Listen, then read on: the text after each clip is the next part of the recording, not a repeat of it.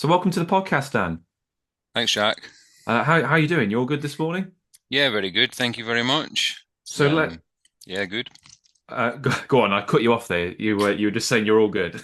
Yeah, all good. Yeah, I was just looking. It's just kind of like it's just realized it's the 1st of November, and I know it's kind of just a pretty cloudy, windy, nothingy kind of day out there in Orkney. So because this year's shot by, hasn't it? I mean, I suppose everyone that's says that every unreal. year, but it's Unreal, gone yeah. by. Whereabouts in Orkney are you? It's Stromness.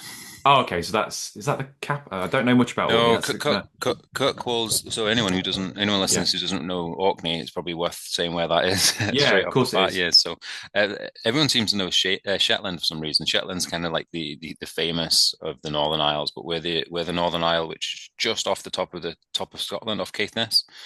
So our ferry route is in Scrabster, which is near Thurso, and I live in Stromness, where the ferry goes into, which is Orkney's second biggest town. As Kirkwall is the biggest, it's actually a city, and that's just because it's got a cathedral. And the Aberdeen ferry goes from Kirkwall. So there's both towns are connected by the Northlink ferry service. We're not actually that far off the Caithness coast, and our geology and geography is very similar to Caithness rather than Shetland. So, Okay. if you look around if you drive around Orkney, it's very farm, a lot of beef, cattle, sheep, and it's very green. And the geology is kind of like Caithness flagstones, much more similar to if you've ever been around Caithness. Whereas Shetland, if you go around there, it's very much more fishing and it's more heather. And Quite it's Nordic, isn't it? yeah, and Really? it's more like Norway, yeah, with the Yeah. deep voes and things like that. Orkney's not like that. Orkney's quite shallow tidal seas because we're just off the Pentland Firth, and Shetland is very much different. So even though we're both the Northern Isles, I'd say the two are quite different. I've stopped. Well, I've kind of pit stopped at Orkney on my way to Shetland. I haven't got off the ferry, but I've always been meaning to go to Orkney. I think Yeah, if yeah. I'm gonna go to Shetland, I should really do Orkney. I've done Shetland 3 or 4 times now, but yeah, it's on my ever Yeah. increasing to do list, which never seems to get any Well, shorter. you have to come and see me if you come to Orkney. But I mean, what I would say is that if you've if people are saying, "Oh yeah, I've been to the Northern Isles," and you've been to Shetland, then well, you've been to half the Northern Isles because it's not like Orkney is anything like Shetland. It's No. totally different. I mean, the people are similar, and I'm not from Orkney. I've been here a long time, but the people are similar and they're kind of like laid back, um, but they're totally different accents. Well, Shetland's got the Shetland accent is, yeah, that threw me a little bit because yeah, I didn't know. I was like, what is going on? But especially if they it, speak proper Shetland to you as yeah. well. Oh yeah, Because no, if they want, you won't understand them if they want. no, not at all. Yeah, it's not. It's almost another language, but Yeah, everyone was very friendly. I mean, they're lovely people. But yeah, it yeah, was yeah, really friendly. it was funny. Well, let's draw this back to skate. Who are the Orkney Skate Trust then, or what does the Orkney Skate Trust do? I should say. Okay, so the Orkney Skate Trust is a community group. So it's not it's a constituted community group. So it's like we're not a legal business or entity or profit making or anything like that. It's about as low as you can get to be like a stakeholder in a marine environment. So essentially, we're a group of individuals brought together to share common values, common aims, and we're under a constitution. We operate under the name of the Orkney Skate Trust. So we don't have any legal entity, or we've got like a small treasury bank account, and that's the kind of like the sort of legal framework for Orkney Skate Trust. So we work on a membership basis. The membership's more of because that's what's in the constitution. You need to have a membership basis. There's not a paid up membership or anything like that. But it needs to be if you're going to be a member of the Lions Skate Trust, you need to kind of take part rather than because we've got like Facebook and a lot like over 1,000 followers, and that's Yeah. people that are just generally interested in what we do, like to see the films that we make, but not necessarily a member. So a member's like a step up from that. That maybe you want to help like write reports, do GIS, get involved, and we have quite a lot of students come through that kind of springboard off the projects just to try and get the experience and things like that. So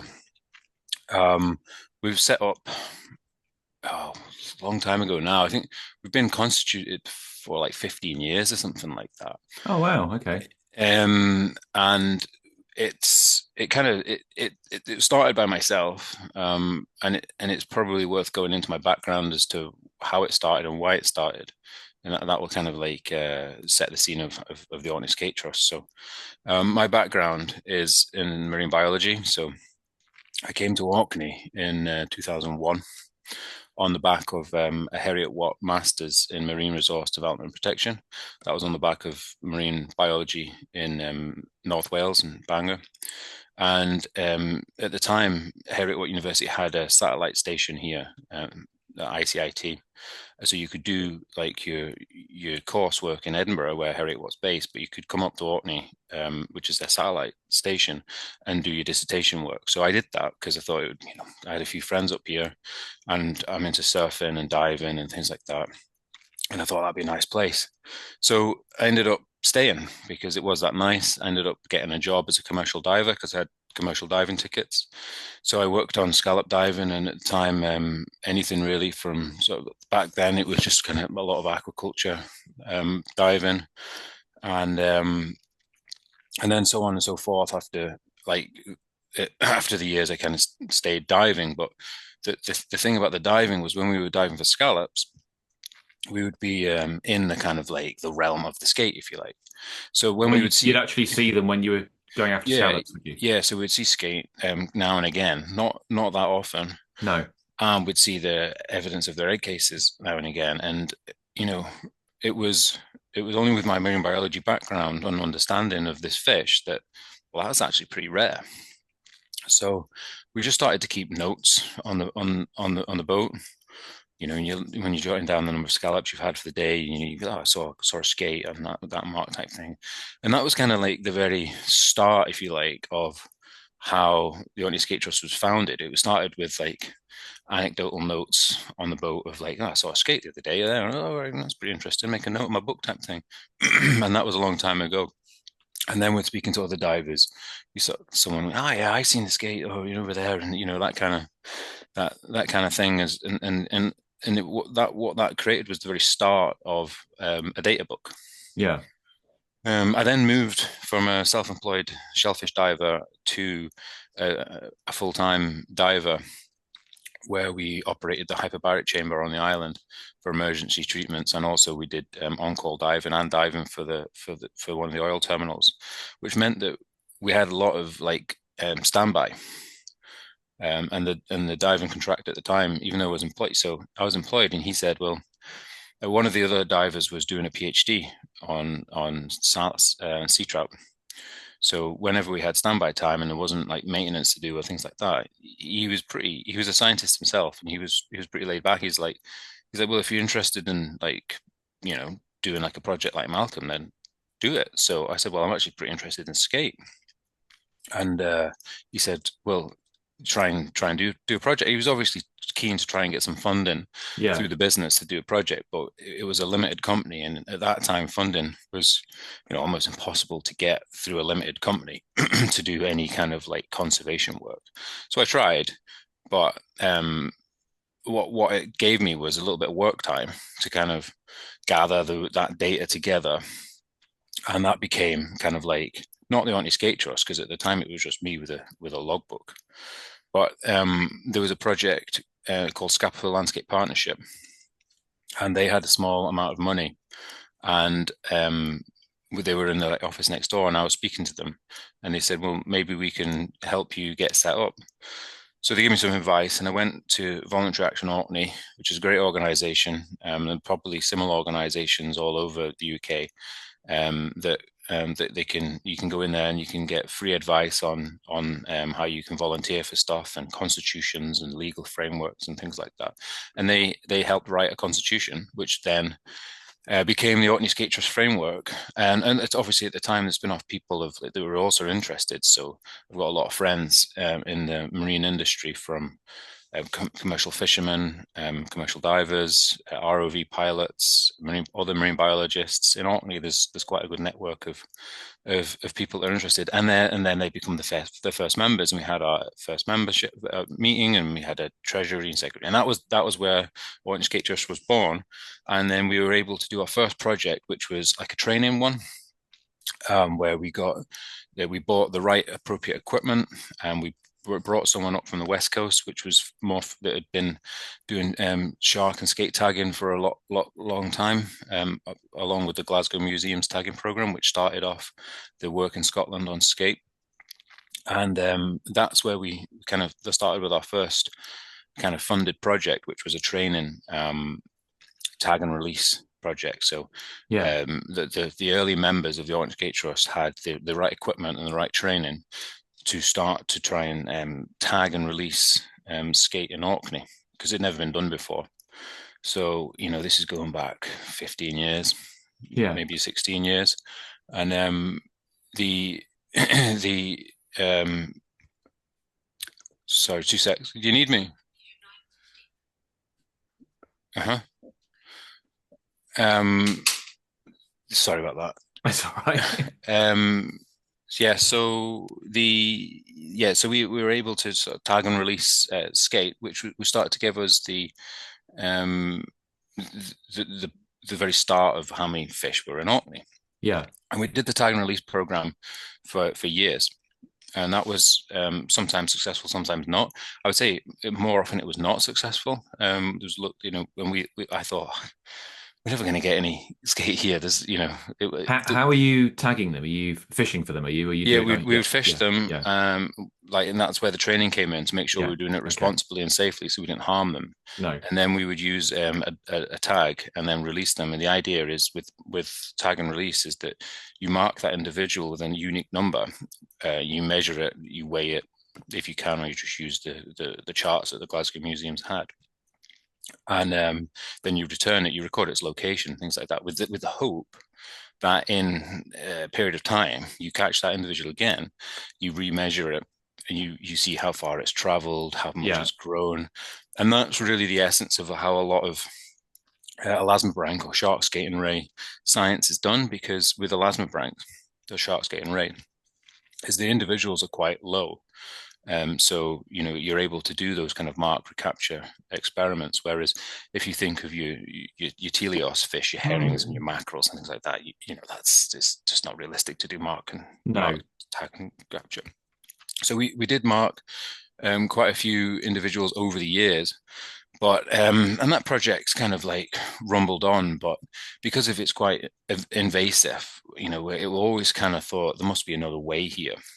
And if we fast forward to where we are now, and there's been a few projects in between which we can talk about, but the project where we are now, which with our camera frames, we really kind of set about over the years of development from mark recapture and different people coming into the organization, and we were able to make these frames, which, okay, a brush frame is not a unique tool. It's bird frames are used the world over for scientific research. But There's what no we there's want, no sort of framework, is there? Like everyone sort of makes up their own kind of idea of yes, it. Yeah. it's like, oh right, I need to record something. It's a camera trap, so it's like, oh, I Yeah. need some bait and I need a camera, and that's fine. When if you just want to record generic scenes under the sea, but obviously with escape being the second biggest fish in Scottish seas, you couldn't just put any kind of design, because essentially you've got the fish right up to the screen, and Yeah. so we set about trying to record the whole fish, which needed to think carefully about the design of the frame. So that's where Thomas came in. He's a mechanical engineer by trade. So he was able to, with my marine biology background and Thomas's mechanical engineer background, he's able to mock up concepts of frames, and we'd go out and test them. Frame one it had an extendable mast to try and draw the bait further away from the camera, and that was great. It was really nice. It got some nice sort of images of the fish swimming across the seabed. But what it missed was the dorsal side. And if you think back to the tag and release, what we're trying to do here is spot the individual fish. Yeah. So if a fish is swimming laterally across the seabed towards the camera, it's great, it's nice, it got some really nice scenes, and some of them are on our YouTube channel from the early days. But what we couldn't see was the top side. Now, the unique thing about escape is the dorsal side, or the upper side of the fish, is unique to each individual, like a fingerprint. So the spot patterns you're able to differentiate. Not like you see on these wildlife programs, like with the fluke whale, like scars and things like that. People can tell individual whales and killer whales and pods and stuff like that. That's the same as escape. So you can tell from the spot pattern of each individual. So that in itself is a tag. Yeah. Now, if you get that through camera rather than put a hook in their mouth and haul them to the deck of the boat, even better. So Yeah. it's becoming this kind of like um, non-invasive survey tool that you can. We're struggling to get length and at the moment, but with stereo bruv, you can do that as well. So you can start to use this modern camera equipment and survey frames in a really scientific way. So you're starting to, not need to do invasive work like tag and release to try You and can ID these individuals. you can still track movement, like you say, from doing that, and you can get an idea of length. So you're still getting valuable data doing it that way, aren't you?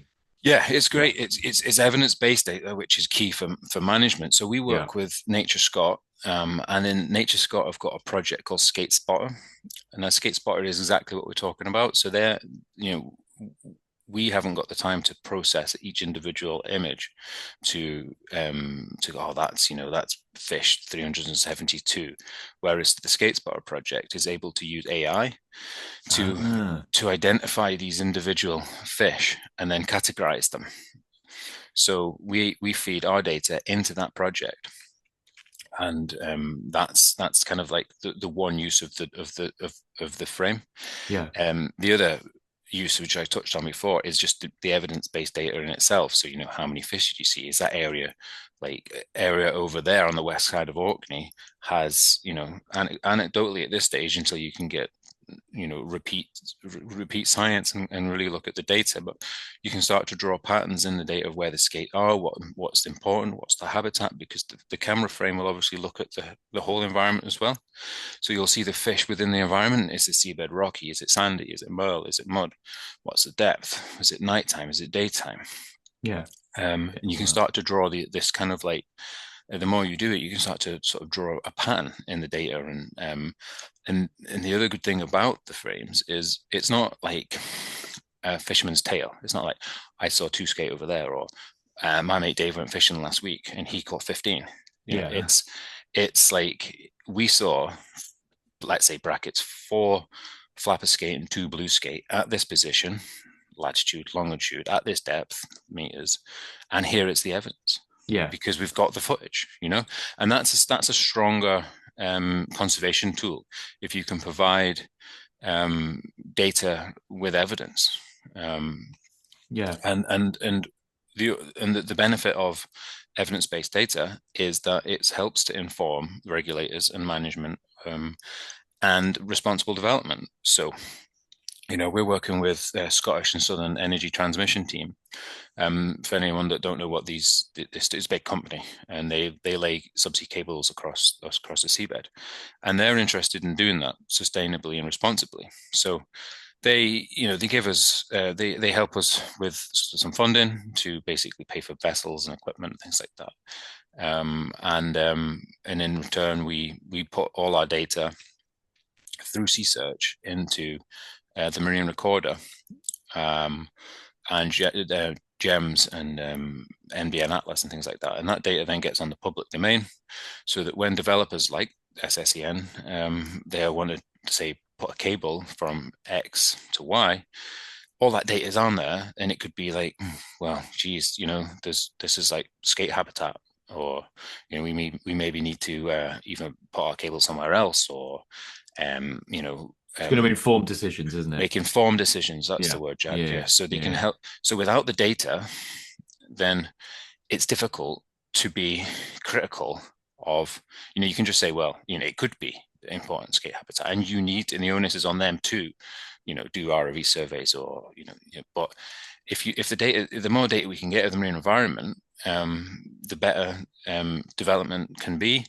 and the more sustainable it can be. And you can start to see where there's not this kind of like loggerheads between conservation and development. It can Yeah. work together. So that's kind of where the link is between ourselves, the Bruv frames and SSENT, and the work that we're doing over the last sort of 2 years, really. Yeah, let's find out a bit more about skate themselves then, because for a lot of people, they might not even know what a skate is. So sort of like size, diet, habitat, that sort of thing. Like, can you kind of give us a glimpse into what a skate is? Yeah, so a skate is essentially it's a shark species of shark. It's well, it's a skate, but if everyone knows what a shark is, but if you imagine a shark that's been squashed, Yeah. like, and the shark's pectoral fins, which are the ones which come out the side, they've become larger and fused with the head. So that's the wings of a skate. A lot of people know like things like stingrays and thorn and a lot of people think of like thornback rays and things like that. I'll come back to that, but so a skate is evolved to live on the seafloor. I was gonna ask you about that in a bit, so I'm glad you mentioned that, the whole skate versus ray thing. I thought you Yeah. might mention that. So yeah, go on, I'll carry on. So it's a demersal elasmobranch, which is like a species of shark. If you think shark, they've evolved to live on the seabed. They've grown very large. So a flapper skate, which is the largest skate in the world, will have a wingspan. So from the wingtip to the wingtip of around 6 feet, 2 meters, Mm. and from nose to tail of 7 feet. So they're a very large animal, up to kind of like a large sort of a large adult would be, not kicking around 100 kilos. So Yeah, an adult man sort of size, but obviously with their arms reached out, if you can picture that, and I'm 6'3", so if I was standing up with my arms fully stretched, I would be kind of like the size of a skate. yeah, So it's pretty big if you're a diver swimming up next to them.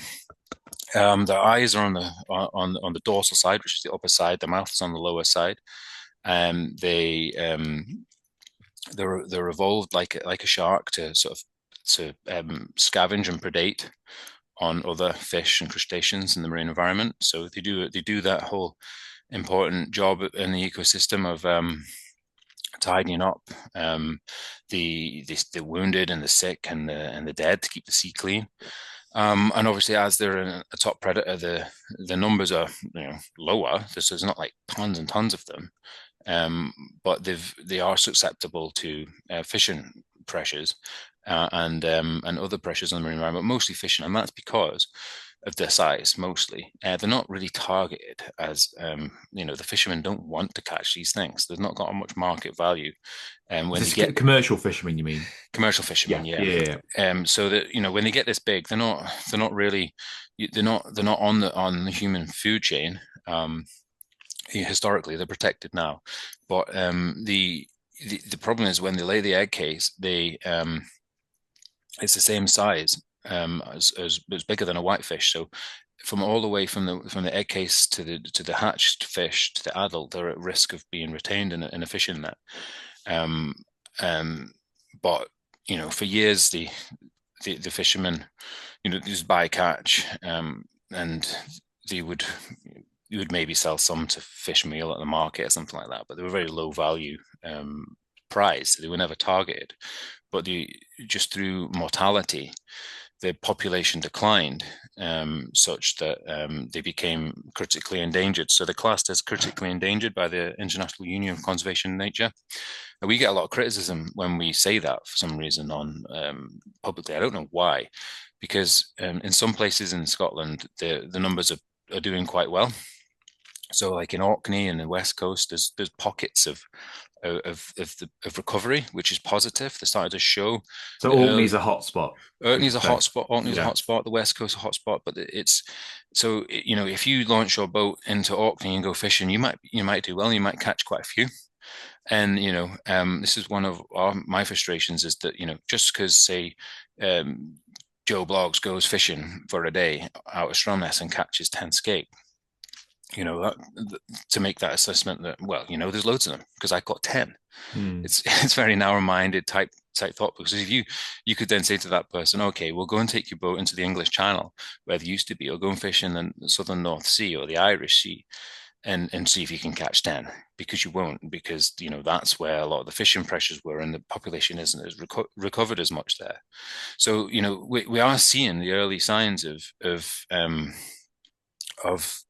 positivity with the species in certain areas, like on the west coast of Scotland and Orkney, Shetland, and hopefully that will spread and they'll self-seed the areas where they used to be. So they were more widespread then. They weren't Yeah, just well, they were. because I Yeah, always think of them as a Scottish species, but they would have been all around the British Isles, would they they? would have been all around the British Isles. Yeah, absolutely, Ah. and in on the Dutch sector and all the way in the North Sea. They were Uh, all through there. Yeah, and they're pretty much absent from there now, are they? yeah. Absent Wow. from the English Channel, the Dutch sector. The kind of the further you go north, you'll start to see them. And, Okay. and where Scotland's really good is you've got these kind of like, Ireland's really good. You've got 70 odd islands, so there's lots of refuges for them, and there's like clean water, strong tides, lots of food, reduced fishing pressures in amongst the islands. They're shallow sort of. They used to be seen as like a deep sea kind of like monster, but they're not. We see them at 7 meters. They're all over the kind of the depth range around the coastal seas of the UK. So they'll find refuges around islands like Orkney. They lay their egg cases in kind of like rough, rocky ground. They just free lay them onto the seabed, and they normally lay two at a time. And there's not much else known really, apart from the gestation of the fish is really, really long. It's like over 18 months. Oh wow. So it takes a long time. There's a lot of investment there of the adult fish into those sort of thick, leathery mermaid's purse. A lot of people see them, and they're about the size of half of an A4 sheet. So you'll see them Wow. wash up on the beach. If you ever find one, it'll be the biggest one. They've got this kind of golden bark. So that you're Uh, not going to mix that up with anything else, and if you and find a well, very there's big egg case, it's going to be a flapper skate. depending on where you are in the world, it could be, there's the barn door skate in America, and then there's Okay, the but British white skate. Isles. Yeah, if you're around the British Isles, then Yeah, it's like if you find a large yeah. egg case, it's likely to be a flapper skate. But we do have other species like in Norway. There's the long nose. It's going to be one of the big skate species. And while we're on that Hang on thought a minute, train, Dan. Someone's just knocked my front door. That's why my dogs are going crazy. Can you just give me a second to just go see? yeah, no worries. Sorry, buddy. Hang on. Okay. So where were we? We're I was egg just about to tell cases. you about. Yeah, Well, I was just about to tell you the skate, because we never really like we're talking about this like egg cases and what kind of species of skate it could be. yeah, But then I was going to explain again on the like what is a skate type thing. yes. So for people that are listening to this podcast, they'll go, yeah, but I don't get it because I went to the fish and chip shop last week and there was skate on the menu, or my fishmonger sells skate, and the reason for this. And this is one of the great mysteries of common names. So, if a lot of people, especially if they're fishermen, anglers, rod and anglers, they'll go fishing and they'll catch what they call a thornback ray, or a cuckoo ray, or a spotted ray, or a blonde ray, and these are smaller species of skate. For some reason, and I don't know why, it's kind of like the shrimp prawn thing. Um, in this country, we call skate rays.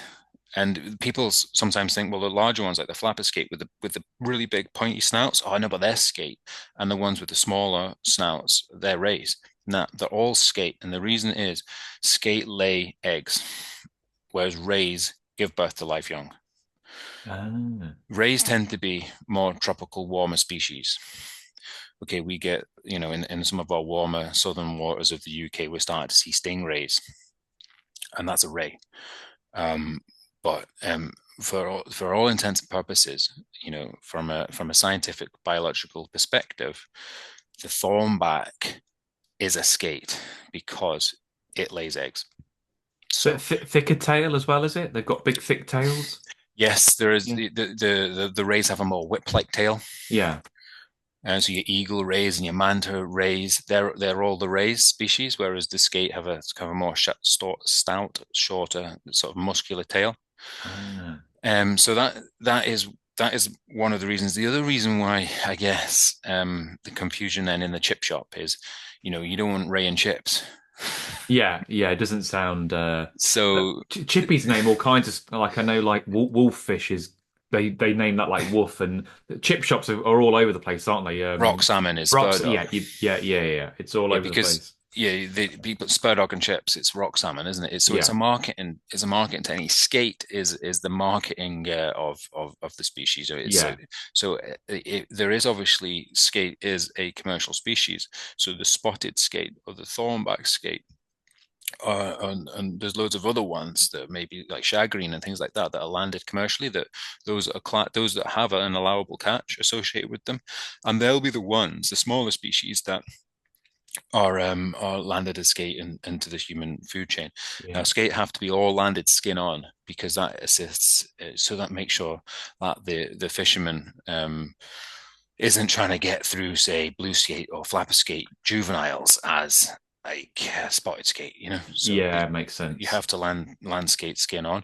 Um, but the ones that are classified by the IUCN as endangered or critically endangered, your blue skates, your flap skates, they're what you'd call zero TAC, total allowable catch. So it's illegal to catch and retain these species. They have to be put back dead or alive.